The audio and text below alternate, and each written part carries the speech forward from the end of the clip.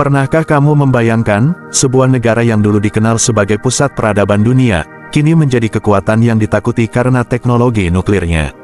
Iran, tanah para raja, revolusi, dan rahasia yang disembunyikan dari mata dunia. Iran, negeri kuno yang berdiri di atas peradaban ribuan tahun. Sebuah bangsa yang sejarahnya penuh intrik, kekuasaan, perjuangan, dan kejayaan.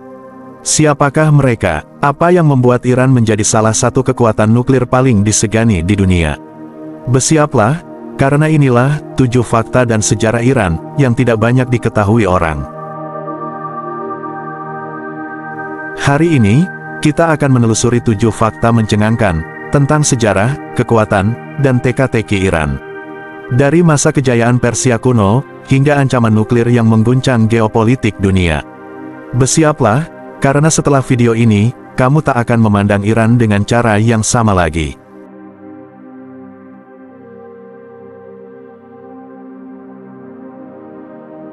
Nomor 7. Dari Persia kuno ke Iran modern. Bayangkan sebuah kekaisaran yang terbentang luas, dari lembah sungai Tigris hingga ke perbatasan India. Dari Laut Tengah ke Asia Tengah. Sebuah peradaban yang membentuk hukum, pemerintahan, dan bahkan konsep hak asasi manusia jauh sebelum modernitas dikenal dunia. Iran, pada awalnya dikenal sebagai Persia, adalah pusat dari salah satu peradaban tertua dan paling berpengaruh dalam sejarah umat manusia, Kekaisaran Achaemenid, yang didirikan pada tahun 550 SM oleh tokoh besar bernama Cyrus the Great Khosrow. Cyrus bukan hanya penakluk, tapi juga pembebas. Ia dikenal karena Cyrus Cylinder, sebuah dokumen kuno yang dianggap oleh banyak sejarawan sebagai deklarasi hak asasi manusia pertama di dunia, menetapkan hak kebebasan beragama dan perlindungan terhadap rakyat jajahan. Kekaisaran Persia menjadi simbol keagungan Timur, kaya akan filsafat, seni, arsitektur, dan ilmu pengetahuan. Namun, seiring waktu, kerajaan itu tumbang, diinvasi oleh Alexander Agung, lalu jatuh ke tangan kekuatan asing dan kerajaan Islam. Tapi warisan Persia tak pernah padam. Hingga akhirnya, di abad ke-20, muncul seorang pemimpin ambisius, Reza Shah Pahlavi. Di tengah arus nasionalisme yang melanda dunia, ia ingin membangkitkan kembali semangat bangsa yang agung. Maka pada tahun 1935, ia meminta dunia internasional untuk tak lagi menyebut negaranya, Persia, melainkan Iran, yang berarti, tanah bangsa Arya, mengacu pada akar etno-linguistik rakyatnya. Kini, nama Persia hanya tinggal kenangan romantis bagi sejarawan dan arkeolog. Namun semangat kejayaan dan kekuatan Persia itu, masih mengalir dalam nadi bangsa Iran hari ini. Dari kerajaan terbesar dunia kuno, hingga republik modern penuh teka-teki, Iran selalu punya satu kekuatan utama, identitasnya yang tak pernah sepenuhnya ditaklukkan. Mereka bukan sekadar pewaris tanah Persia. Mereka adalah para penjaga identitas yang tak pernah tunduk oleh waktu, atau kekuasaan.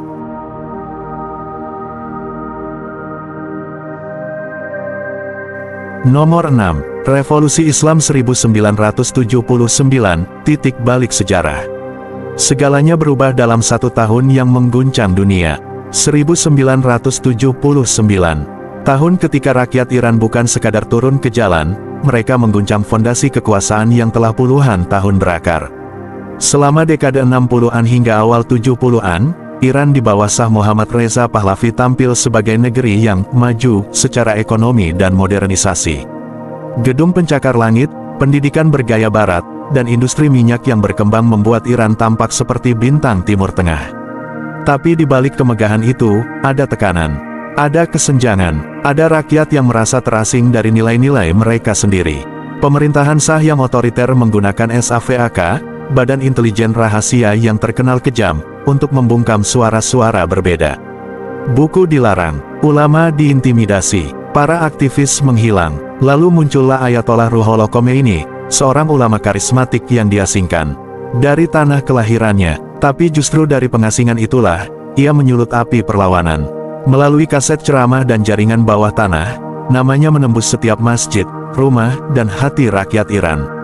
Rezim mulai goyah, protes meledak di berbagai kota, toko-toko tutup, para mahasiswa, pekerja, ulama, dan kaum perempuan bersatu dalam satu semangat menumbangkan tirani. Dan akhirnya, pada bulan Februari tahun 1979, sesuatu yang mustahil terjadi, sah melarikan diri dari Iran. Dan tak lama kemudian, Khomeini pulang ke Teheran disambut lautan manusia. Kekuasaan pun berpindah, bukan melalui pemilu, bukan pula lewat kudeta militer, tapi melalui ledakan suara rakyat.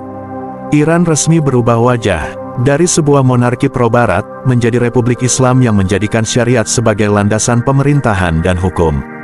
Tapi perubahan ini tak sekadar soal struktur negara. Yang terjadi adalah pergeseran paradigma. Ideologi menggantikan diplomasi, agama menjadi politik, dan revolusi menjadi identitas. Revolusi Islam 1979 bukan hanya milik Iran, tapi menjadi peringatan bagi dunia bahwa kekuasaan tanpa keadilan, lambat laun pasti akan roboh. Nomor 5. Ketegangan abadi dengan Barat. Setelah revolusi menggulingkan Shah Pahlavi, musuh baru Iran muncul, bukan dari dalam, melainkan dari luar. Khususnya, dari arah Barat. Kemarahan rakyat Iran terhadap keterlibatan Amerika Serikat dalam mendukung Shah yang diktator memuncak pada peristiwa yang tak terlupakan, krisis penyanderaan kedutaan besar AS pada November tahun 1979. Mahasiswa revolusioner menyerbu kompleks diplomatik di Teheran dan menyandera 52 warga negara Amerika selama 444 hari. Dunia terperanjat, Amerika murka. Sejak itulah, hubungan Iran dan AS memburuk drastis dan tak pernah benar-benar pulih. Washington menyebut Iran sebagai negara sponsor terorisme. Sanksi ekonomi dijatuhkan tanpa henti, mulai dari larangan investasi hingga pembekuan aset miliaran dolar di luar negeri. Dampaknya sangat terasa bagi rakyat, harga melonjak, akses teknologi dibatasi, dan perekonomian mulai terseok. Namun, alih-alih tunduk, Iran justru merespons dengan strategi berbeda, bertahan dan beradaptasi. Negeri ini mulai membentuk aliansi baru, membangun industri dalam negeri, dan memperkuat militernya dengan filosofi, mandiri atau mati. Iran bahkan aktif memperluas pengaruhnya melalui jaringan regional, dari Hezbollah di Lebanon, hingga milisi Syiah di Irak dan Yaman. Semua ini dilakukan sambil menghadapi embargo dan tekanan global. Bagi sebagian pihak di Barat, Iran menjadi ancaman. Tapi bagi pendukungnya, Iran adalah simbol perlawanan. Sebuah bangsa yang memilih tidak tunduk di bawah dominasi negara-negara adidaya. Iran tidak pernah benar-benar berperang terbuka dengan Barat, tapi ketegangan itu terasa di setiap sidang PBB, di setiap embargo minyak, di setiap manuver diplomatik. Ini bukan sekadar konflik antar negara, ini adalah benturan antara dua dunia, satu yang ingin mengendalikan, dan satu yang memilih berdiri sendiri. Nomor 4. Warisan Perang, Iran versus Irak. Tahun 1980, peluru pertama ditembakkan.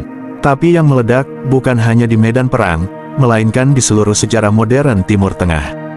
Perang Iran-Irak dimulai ketika Saddam Hussein memanfaatkan kekacauan pasca revolusi Iran dan memerintahkan invasi besar-besaran ke perbatasan barat Iran. Motifnya kompleks, dari sengketa perbatasan Shatt al-Arab, kekhawatiran terhadap ekspansi ideologi Syiah Iran, hingga ambisi pribadi Saddam untuk menjadi pemimpin dunia Arab. Apa yang terjadi setelahnya adalah konflik militer paling mematikan di Timur Tengah abad ke-20. Perang berlangsung selama 8 tahun, tanpa gencatan senjata yang berarti. Lebih dari 1 juta korban jiwa, jutaan orang kehilangan rumah, dan 2 negara luluh lantak. Namun, bagi Iran, ini bukan sekadar pertarungan wilayah. Ini adalah perjuangan eksistensial. Pemerintah baru Iran yang belum genap 1 tahun berdiri dipaksa menghadapi ujian brutal. Dan mereka tidak mundur. Iran bertahan melalui taktik gerilya, solidaritas massa, dan pengorbanan luar biasa. Mereka menciptakan budaya pertahanan rakyat, di mana anak muda, ibu rumah tangga, bahkan relawan dari pedalaman rela berjuang. Meski kekurangan senjata dan bantuan militer, mental mereka tak tergoyahkan. Yang lebih mengejutkan, Iran tidak hanya bertahan, mereka malah bangkit. Perang menjadi titik kelahiran industri pertahanan Iran. Mereka mulai mengembangkan rudal, sistem radar, kendaraan militer, bahkan pesawat tanpa awak. Sanksi dan isolasi hanya mempercepat proses itu. Iran tak lagi bergantung pada luar negeri, mereka membangun dari luka dan debu pertempuran. Dan meskipun konflik ini berakhir tanpa kemenangan nyata bagi kedua belah pihak, dunia mulai menilai Iran secara berbeda. Bukan sebagai negara berkembang penuh kekacauan, tapi sebagai aktor regional dengan ketahanan luar biasa dan kapasitas militer yang makin patut diperhitungkan. Perang Iran-Irak mungkin berakhir di medan tempur, tapi dampaknya masih bergema di setiap peluncuran rudal, setiap strategi militer, dan setiap langkah diplomasi Iran hari ini.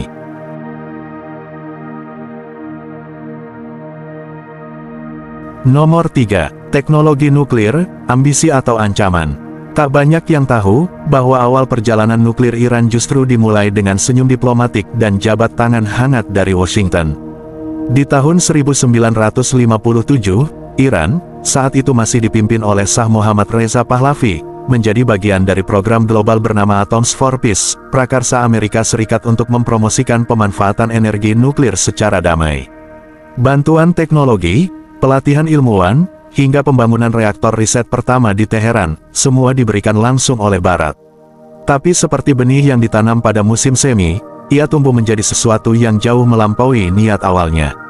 Setelah revolusi Islam mengguncang negeri pada 1979, segalanya berubah. Barat menarik diri, proyek nuklir dihentikan, para pakar asing pergi, tapi Iran tak berniat menghentikan langkah.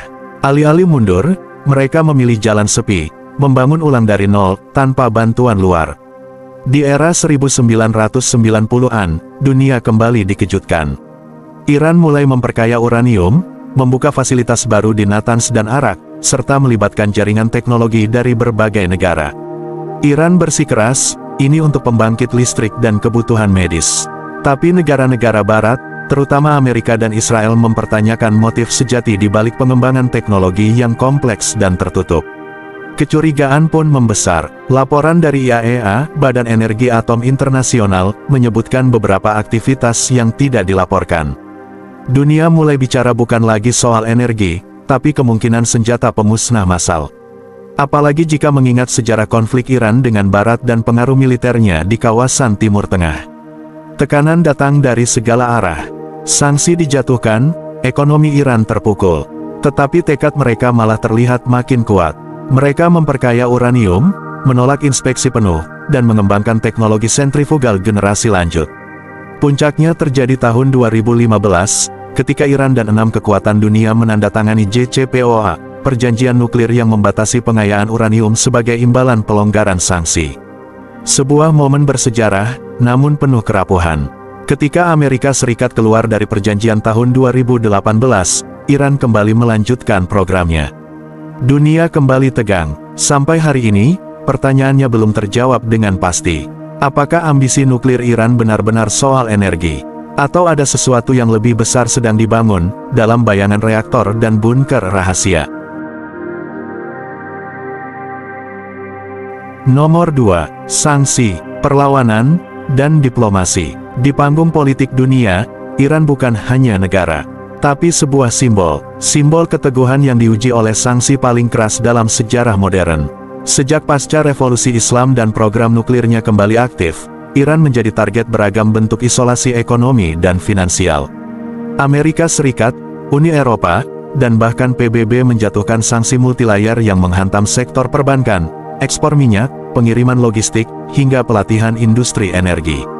Mata uang Iran merosot, inflasi melonjak, kehidupan rakyat terasa kian berat.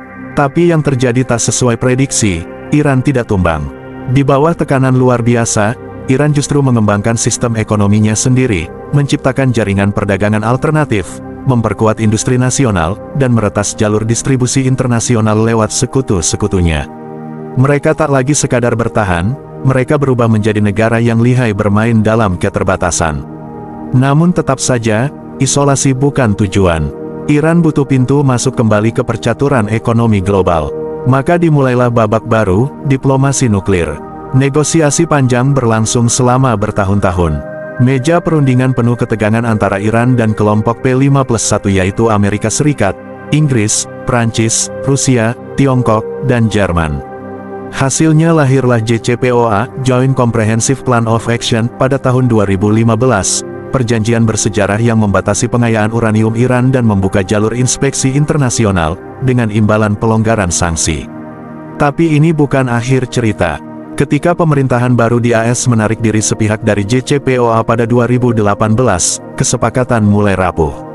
Iran merespons dengan mengaktifkan kembali beberapa aktivitas nuklirnya, sementara Eropa terpecah antara menengahi atau memihak. Dunia dibuat menahan napas. Meski penuh kontroversi, Iran tak keluar dari permainan. Mereka terus hadir di setiap forum, di setiap negosiasi, memainkan peran yang tak bisa diabaikan. Bagi sebagian negara, diplomasi adalah sarana berdamai. Bagi Iran, diplomasi adalah seni bertahan di tengah badai tekanan. Mereka tetap duduk di meja perundingan sambil menyimpan kartu as di balik bayangan. Nomor 1. Kekuatan geopolitik di tengah api Timur Tengah. Di wilayah paling bergolak di dunia, di mana percikan konflik bisa berubah jadi kobaran perang dalam sekejap. Iran tak lagi berdiri sebagai pengamat. Ia adalah pemain utama, yang bidaknya menjalar jauh melampaui perbatasan negaranya sendiri. Dari dataran tinggi Golan hingga Teluk Aden, pengaruh Iran terasa seperti bayangan panjang yang membentang di belakang layar peristiwa. Ia tak perlu mengerahkan tentara dalam jumlah besar, cukup dengan ideologi, sumber daya, dan jaringan loyalis yang tersebar di berbagai zona konflik. Iran menjalin aliansi taktis dan ideologis dengan kelompok-kelompok militan dan pemerintahan yang sehaluan. Di Suriah, Iran menjadi pilar utama yang menopang rezim Bashar al-Assad bertahan dari gempuran perang saudara. Di Yaman, dukungannya terhadap kelompok Houthi memperpanjang ketegangan dengan Arab Saudi.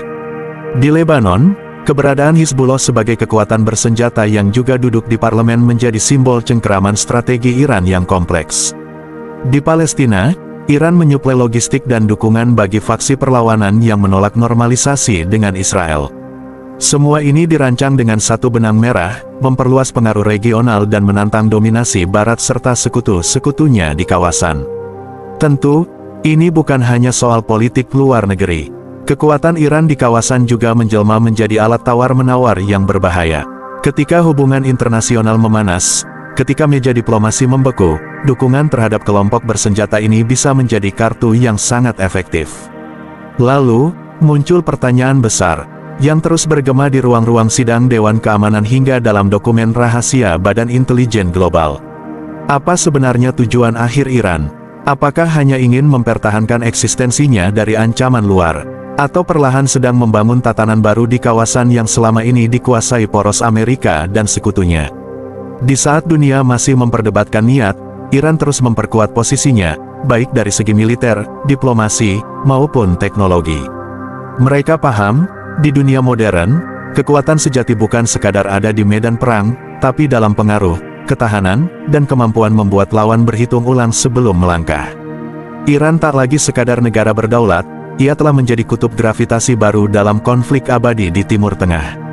Dan selama ambisinya masih diselubungi misteri, dunia tak akan pernah benar-benar merasa tenang. Iran adalah cerita tentang ketahanan, kecerdikan, dan ambisi. Dari padang pasir Persia hingga pusat pengayaan uranium, negara ini terus menulis sejarahnya sendiri, dengan tinta kekuatan dan misteri. Dari gurun-gurun kuno Persia, hingga laboratorium nuklir abad ini, Iran telah membuktikan satu hal, bahwa kekuatan sejati tak hanya soal senjata, tapi soal visi dan tekad bangsa. Jadi, pertanyaannya sekarang bukan lagi, apakah Iran akan menjadi kekuatan dunia? Tapi, siapa yang bisa menghentikannya? Kalau kamu suka video ini, jangan lupa klik like, komen, dan subscribe.